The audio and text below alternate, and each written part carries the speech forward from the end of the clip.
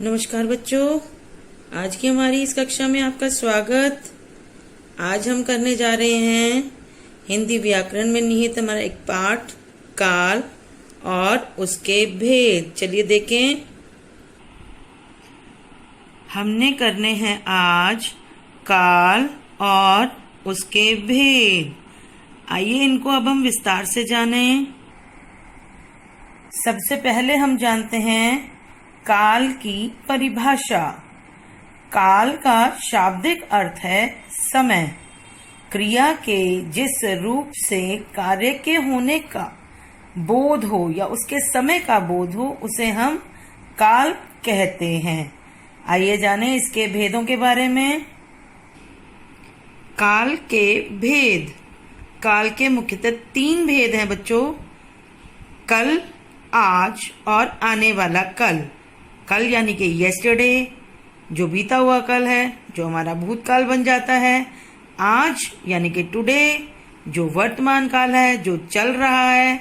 और तीसरा है आने वाला समय यानी कि टुमारो, भविष्यत काल। चलिए अब इनके विस्तार से जाने हम। सबसे पहले जानते हैं भूतकाल के बारे में। भूतकाल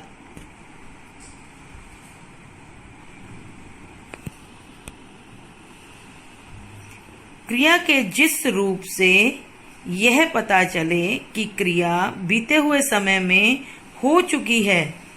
जैसे मैं खाना खा चुकी, यानी कि मैंने पहले ही खाना खा लिया है। मैं भूतकाल में यानी कि मैंने बहुत पहले खाना खा लिया है। चलिए अब हम जानते हैं भूतकाल के भेदों के बारे में। आइए देखते हैं। भूतकाल के 6 भेद हैं बच्चों। सामान्य भूतकाल, इसका उदाहरण जानिए। हमने सामान्य भूतकाल में क्या लिखना है? जैसे सोनू और मोनू ने आइसक्रीम खाई। नंबर 2 पे देखो आसन्न भूतकाल। इसके उदाहरण के बारे में जानेंगे हम लोग। माता जी अभी बाजार से आई, यानी कि अभी अभी काम पूरा हुआ है हमारा। तीसरे नंबर पे है पूर्ण भूतकाल। पूर्ण भूतकाल मतलब वो काम बिल्कुल खत्म हो चुका हुआ है, यानी कि जैसे अभिनव खाना खा चुका था। चौथा देखिए अपूर्ण भूतकाल। अपूर्ण भूतकाल में काम अभी पूरा नहीं हुआ होता। नरेंद्र खेल रहा था, यानी कि पहले खेल रहा था, अभी खेल रहा है या नहीं खेल रहा नहीं मालूम है। तो ये क्या हो गया हमारा अपूर्ण भूतकाल। नंबर 5 पे देखिए संदिग्ध भूतकाल। संदिग्ध मीन्स किसी काम के पूरा होने में संदेह का होना। जैसे सुशीला खाना बना चुकी होगी, उन्हें पक्का नहीं है कि बना लिया होगा, शायद उन्होंने खाना बना लिया हो।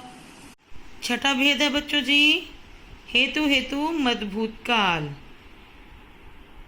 इस काल में हम जानते हैं कि जिस क्रिया से यह जाना जा सकता है कि कार्य भूतकाल में हो सकता था, परंतु किसी अन्य कार्य के न हो सकने के कारण नहीं हो सका, वहां हेतु मदभूत काल होता है।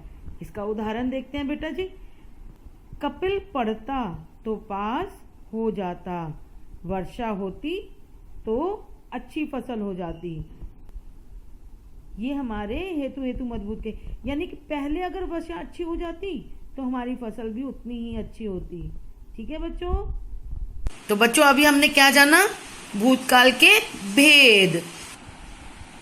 अभी हमने किए भूतकाल के भेद। चलिए अब हम जानते हैं वर्तमान काल के बारे में। जो समय हमारा अभी चल रहा है उसे कहते हैं वर्तमान काल। आइए देखते हैं। नंबर 2 है हमारा वर्तमान काल। क्रिया के जिस रूप से यह पता चले कि क्रिया अभी हो रही है। जैसे मैं खाना खा रही हूँ। वर्तमान काल के 3 भेद हैं बच्चों। जानते हैं अब इन भेदों के बारे में। सामान्य वर्तमान काल, जैसे पुलिस गश्त लगाती है। दूसरा है हमारा अपूर्ण वर्तमान काल, जिसमें हमें पता चलता है कि वर्तमान काल में कार्य शुरू तो हो गया था लेकिन अभी भी जारी है, अभी भी चल रहा है, उसे हम अपूर्ण वर्तमान काल कहते हैं। इसका एग्जाम्पल उदाहरण देखिए, कपिल खिलौने से खेल रहा है, यानी कि अभी भी वो खेल रहा है। तीसरा उदाहरण देखिए बेटा, संदिग्ध वर्तमान काल। और जिस रूप से हमें ये पता चलता है कि काम वर्तमान काल में होने या करने का हमें संदेह है, हमें संदिग्ध है इस बारे में, संदेह है इस बारे में कि वो काम पूरा हुआ या नहीं। जैसे अध्यापक आते होंगे। तो बच्चों, अभी हमने जाना वर्तमान काल और उसके भेद के बारे में। अब हम जानेंगे भविष्यत काल और उसके भेदों के बारे में। चलिए, हमारा तीसरा काल है भविष्यत काल। क्रिया के जिस रूप से यह पता चले कि क्रिया आने वाले समय में पूरी होगी, यानी कि अभी पूरी नहीं हुई है, आने वाले समय में पूरी होगी, उसे हम भविष्यत काल कहते हैं। जैसे मैं खाना खाऊंगी, यानी कि अभी नहीं, थोड़ी देर में खाऊंगी। आइए अब इसके भेदों के बारे में जानें। भविष्यत काल के मुख्यतः दो भेद हैं, जानेंगे। पहला है सामान्य भविष्यत काल। सामान्य भविष्यत काल में क्या होता है, इसमें हमें पता चलता है कि क्रिया जो होगी वो भविष्य में पूरी होगी। जैसे हम अक्षरधाम देखने जाएंगे। दूसरा है बेटा जी, सामान्य भविष्यत काल के साथ साथ है दूसरा संभाव्य भविष्यत काल।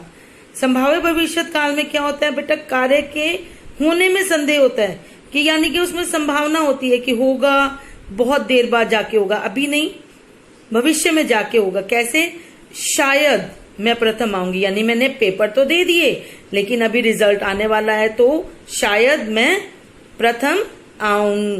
तो ये थे हमारे बेटा जी काल और उसके भेद। आशा है आप लोगों को समझ आ गया होगा। आज की कक्षा में बस इतना ही।